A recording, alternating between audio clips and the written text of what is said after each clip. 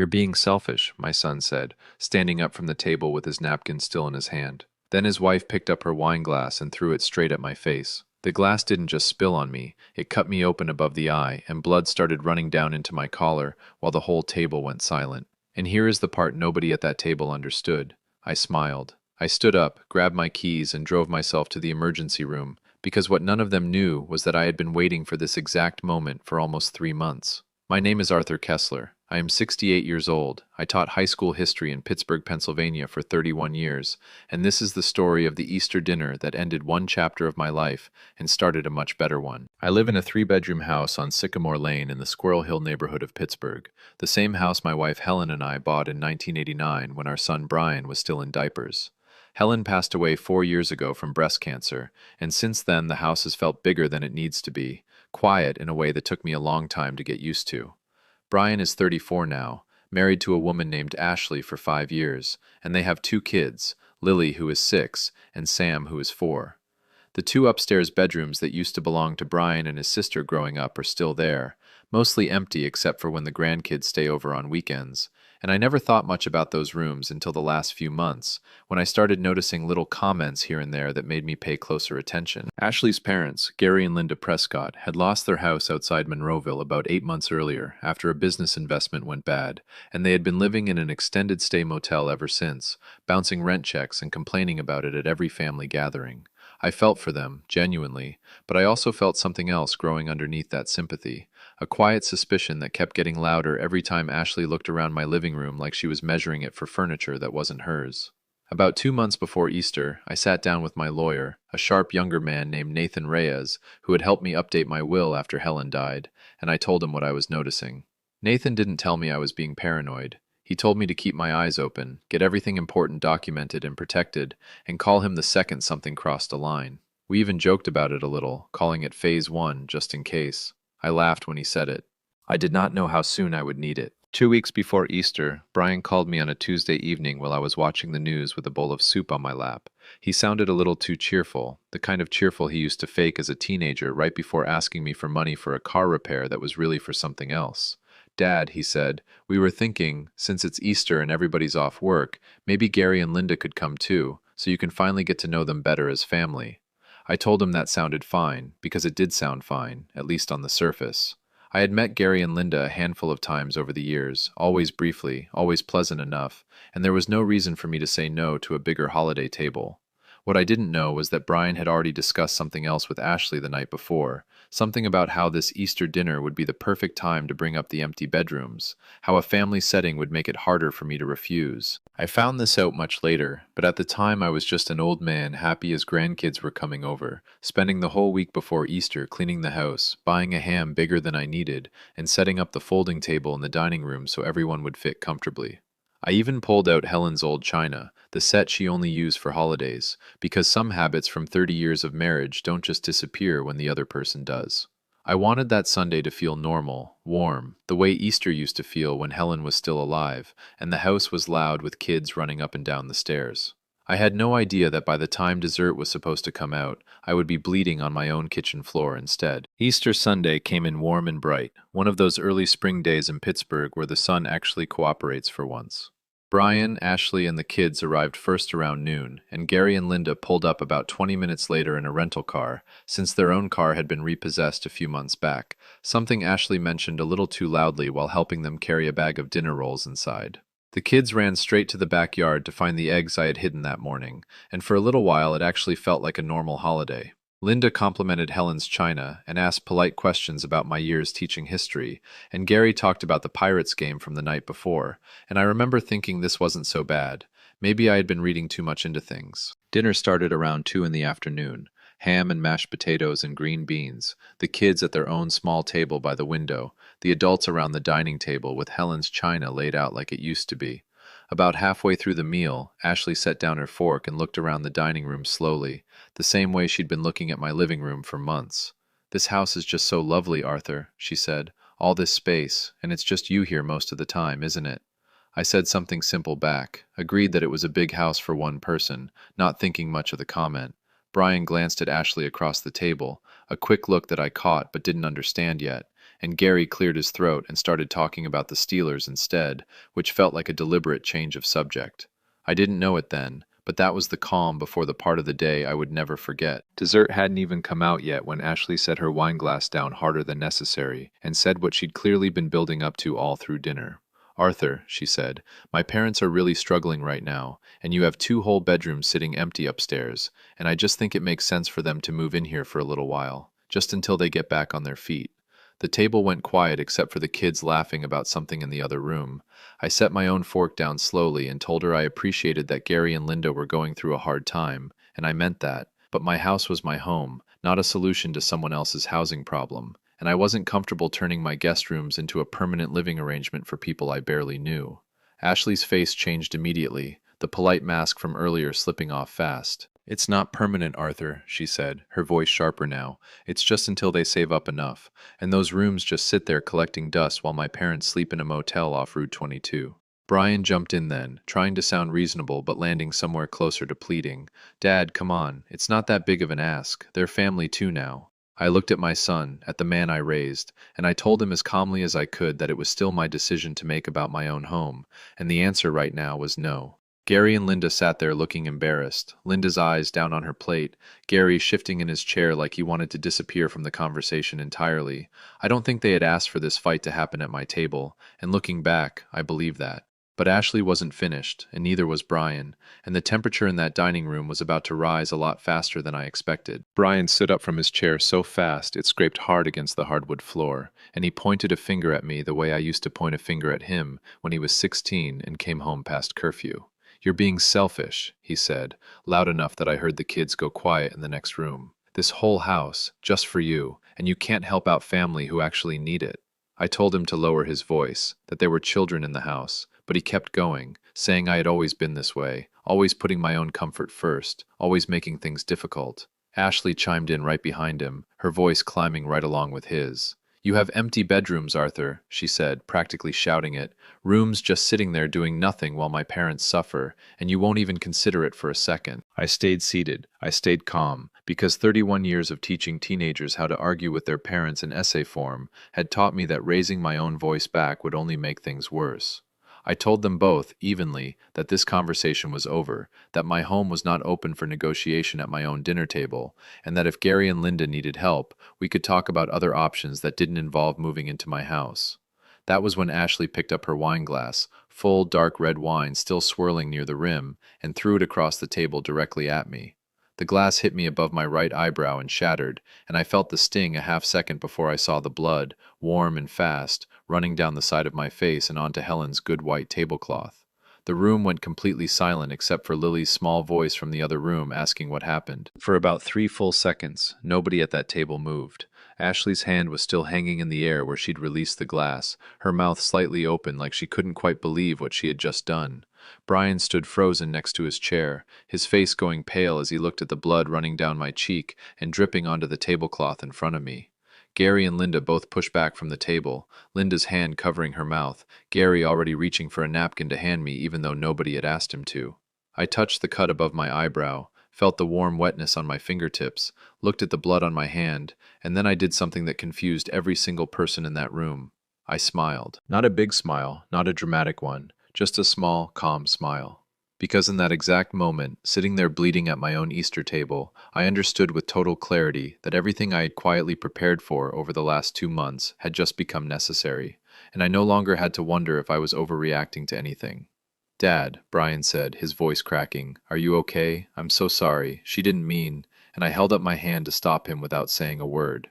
I stood up from the table, walked to the hallway closet, and grabbed my jacket and my car keys off the hook by the door, pressing a folded dish towel against my forehead the whole time to slow the bleeding. "Where are you going?" Brian called after me, his voice somewhere between panic and confusion.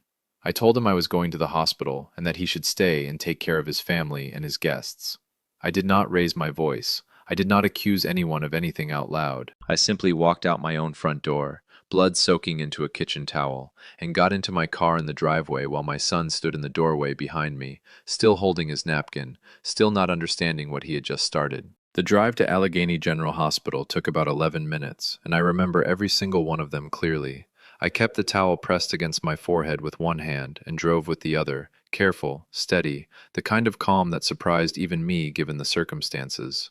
At a red light on Butler Street, I reached into my jacket pocket with my free hand and pulled out my phone, and I typed out a short text message to Nathan Reyes, the lawyer who had been preparing for this moment right alongside me, without either of us knowing exactly when it would come. The message said only 4 words: Phase 1 is complete. I want to explain what that meant because it wasn't some dramatic code from a movie, it was simple and practical. 2 months earlier, after noticing the pattern of comments about my house and my empty bedrooms, I had gone to Nathan and asked him what my options were if things ever escalated beyond just uncomfortable conversation. Nathan explained that emotional pressure and guilt tripping, as ugly as they are, don't hold up in any legal sense. But if something ever turned physical, even something as seemingly small as an object being thrown, that would be an entirely different matter, one with real legal weight behind it. We agreed that if that day ever came, my first step, before calling him, before calling anyone else, was to get to a hospital and get the injury documented properly by medical professionals. Because medical records created in the moment carry a kind of honesty that arguments and memories later on simply cannot match. Phase 1 was never about revenge for the sake of revenge. It was about making sure that if my family ever crossed a line they couldn't take back, there would be an honest record of exactly what happened, starting the moment it happened. I walked into the emergency room in Allegheny General with the dish towel still pressed against my forehead, blood having soaked through most of it by then, and a nurse at the front desk named Denise took one look at me and had me back in a treatment room within 10 minutes. Dr. Whitfield, a calm woman in her 40s with steady hands, examined the cut above my eyebrow and told me it was about an inch and a half long and would need 6 or 7 stitches to close properly. As she cleaned the wound, she asked me routine questions: how it happened, whether I felt safe at home, and I answered honestly, telling her that my daughter-in-law had thrown a wine glass at me during an argument at Easter dinner. Dr. Whitfield's expression didn't change much, but I could tell she had heard enough stories like mine to know exactly what came next. She explained, gently but clearly, that hospital policy required her to notify law enforcement whenever a patient came in with an injury caused by another person, especially in a case involving a possible domestic or family dispute, and that an officer would likely want to speak with me before I left. I told her that was fine, that I understood, and honestly, some small part of me had expected exactly that outcome. While she stitched the cut closed, working carefully and quickly, I sat there thinking about Helen, about how she would have handled this whole situation, and I decided she probably would have thrown the glass right back if she'd had the chance, which almost made me laugh out loud in the middle of getting stitches.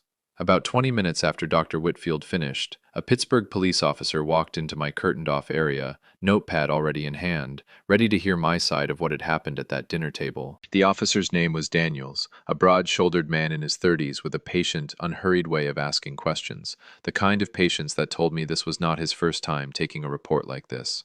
He asked me to walk him through the entire evening, start to finish, and I did, keeping my voice level and my facts straight, not exaggerating anything, not leaving anything important out either. I told him about the request to move Gary and Linda into my house, about my refusal, about Brian and Ashley raising their voices, and about Ashley picking up her wine glass and throwing it directly at my face in front of everyone at that table, including her own parents and my 2 young grandchildren in the next room. Officer Daniels wrote everything down, occasionally asking a clarifying question, like exactly where I was sitting, how far away Ashley had been, whether the throw looked intentional or like an accident that happened while she was gesturing with her hands. I told him honestly that it looked deliberate to me, that she had picked the glass up, aimed, and thrown it, not swung her arm carelessly during an argument. He nodded, told me this would be filed as a report of simple assault, and that he would be following up with Ashley directly to get her account of events as well. While he finished writing, my phone kept buzzing in my jacket pocket, over and over, Brian's name lighting up the screen every single time. I didn't answer any of the calls, not out of spite, but because I genuinely didn't know what to say yet, and I didn't want to say the wrong thing while everything was still so fresh. Officer Daniels handed me his card before he left, told me to call if I remembered any additional details, and said someone would be in touch soon regarding next steps. That same evening, while I was still at home with 7 stitches and a bandage over my eyebrow, Officer Daniels and his partner drove out to Brian and Ashley's house to get Ashley's side of the story, since that's standard procedure whenever a report like mine gets filed. I heard about how that conversation went a few days later, partly from Brian and partly from Nathan, who had his own contacts check on the status of the report. According to what I was told, Ashley tried to explain the whole thing as an accident, insisting she had only been gesturing with her hands during an intense conversation, and the glass simply slipped out of her fingers by mistake. The problem for her was that this explanation didn't match what four other adults at that table had already told the responding officer earlier that evening, since Officer Daniels had also gotten brief statements from Gary, Linda, and even Brian before I left for the hospital. All three of them, even Brian, confirmed that Ashley had picked the glass up and thrown it, not dropped it or knocked it over by accident. Officer Daniels informed Ashley plainly that the injury, the eyewitness accounts, and the fact that the glass had traveled across the table, rather than simply falling near her, did not support an accidental explanation, and that the report would move forward as an assault charge, with the district attorney's office deciding how to proceed from there. I'm told Ashley cried during most of that conversation, alternating between insisting it was an accident and asking what would happen to her now that she had two young kids at home. Brian, from what he later told me himself, stood in the kitchen the entire time saying almost nothing, still trying to process how one heated argument about house guests had turned into police officers standing in his living room on Easter Sunday. Over the next several days, my phone rang constantly, mostly Brian, occasionally Ashley, the voicemail swinging wildly between apology and quiet anger, depending on who was calling and what time of day it was. I let most of them go to voicemail while I focused on healing and on meeting with Nathan Reyes to figure out what came next, because Phase 1 had always just been the beginning, not the whole plan. Sitting in Nathan's office about a week after Easter, we talked through my options carefully. I told him I had no interest in dragging this out for years or trying to punish anyone beyond what the legal system decided was appropriate for what had actually happened. But I also told him I was done being treated like a housing solution or an inconvenience by people who were supposed to love me. Nathan suggested we move forward with two things at once. First, a temporary protective order, giving both Brian's household and me some legally enforced distance and cooling off time, while everything with the assault charge worked its way through the courts. Second, and more importantly to me personally, restructuring my estate so that my house and my savings would go directly into a trust for Lily and Sam's future education, administered by Nathan himself, rather than by Brian or Ashley, with me retaining full control and use of everything while I was alive. This wasn't about punishing my grandchildren or cutting Brian out of my life forever. It was about making absolutely certain that nobody could ever again treat my home, my safety, or my finances as something up for negotiation at a dinner table, using guilt and pressure instead of respect. Nathan filed the paperwork within the week, and for the first time in months, I felt like I was finally back in control of my own life, instead of just reacting to whatever came next. About 2 weeks after Easter, against Nathan's advice, and honestly against my own better judgment too, I let Brian and Ashley come by the house to talk in person. My stitches had come out by then, leaving a thin pink line above my eyebrow that the doctor said would fade over time, but probably never disappear completely. Ashley looked like she hadn't slept much, and Brian looked worse, the two of them sitting stiffly on my living room couch while I sat across from them in Helen's old reading chair. Ashley apologized first, her voice shaking, saying she never meant to hurt me, that she'd just been overwhelmed watching her parents struggle for months, and it all came out sideways at the worst possible moment. I told her I believed she regretted it now, but that regret didn't erase what happened, and that throwing something at another person, especially hard enough to draw blood, was never an acceptable way to handle disagreement, no matter how frustrated she felt. Brian tried to jump in, asking if there was any way I could talk to the district attorney's office and make the charge go away, and I told him plainly that this was no longer something I controlled, that the state was handling it now, and that Ashley would need to face whatever the legal process decided was fair, the same as anyone else would. I also told them both about the trust I had set up for Lily and Sam, explaining calmly that it wasn't a punishment, it was simply me making sure my home and my money were protected going forward, for my grandchildren's future, rather than sitting there as something to be negotiated over during family dinners. Brian went quiet for a long moment, looking at the floor, and I could see something shifting behind his eyes, somewhere between shame and finally understanding exactly what his family had lost sight of over the last several months. Ashley's court date came about 10 weeks later, and since it was her first offense with no prior record, the district attorney's office offered her a plea deal instead of taking the case to a full trial. She pleaded guilty to simple assault, and the judge sentenced her to 60 hours of community service, a modest fine, and 6 months of mandatory anger management counseling, along with the protective order Nathan had already helped put in place, staying active for the same period. It wasn't a dramatic courtroom scene like something out of a television show, just a quiet, practical outcome that matched what had actually happened, an outcome I honestly thought was fair given the circumstances. I didn't go to the hearing myself, choosing instead to spend that afternoon in my garden, since Nathan told me my written statement to the court had already said everything that needed saying. Word got around the neighborhood the way it always does in Squirrel Hill, and I was surprised by how many people reached out over the following weeks. My neighbor Carol from 2 houses down bringing over a casserole one evening just to check on me, an old teaching colleague calling to make sure I was doing all right after hearing a version of the story secondhand. Nobody made me feel foolish for what had happened, and nobody suggested I had overreacted by involving the police or the courts, which honestly meant more to me than I expected it to. Gary and Linda, through a local senior housing assistance program that Nathan actually helped connect them with, found a modest one-bedroom apartment near Monroeville a few months later, something within their actual budget that didn't require anyone else's guest bedrooms to make work. It turned out there had been a reasonable solution to their housing problem all along, one that simply didn't involve guilt, wine glasses, or my house. By late summer, things between Brian and me had started, slowly and carefully, to find a new kind of normal. He reached out on his own, without Ashley, more than once, asking if we could get lunch, just the two of us, and during those lunches he apologized again, this time without asking me to make anything go away or minimize what had happened. He admitted he had let Ashley's frustration about her parents pull him into pressuring me in a way he wasn't proud of, and that watching me bleed at my own dinner table had been the moment everything about that pressure finally looked as ugly to him as it actually was.